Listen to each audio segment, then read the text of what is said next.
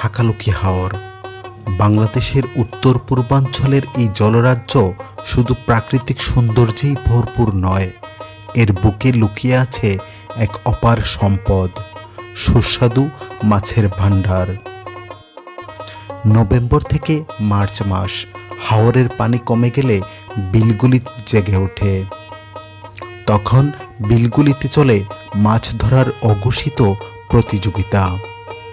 বড় বড় মাছের লাফালাফি আর জেলেদের আত্মচিৎকারে মুখরিত হয়ে ওঠে হাওরের পরিবেশ। নৌকা ভরে আসে নানান জাতের মাছ, রুই, কাতলা, মৃগেল, শোল, বোয়াল, টাকি সহ নানান জাতের মাছ ধরা পড়ে জালে। কত রকমের মাছ ধরা পড়ে তা জানেন না জেলেরাও। 30 কেজি ওজনের মাছও পাওয়া যায় এই হাকালুকি হাওরে।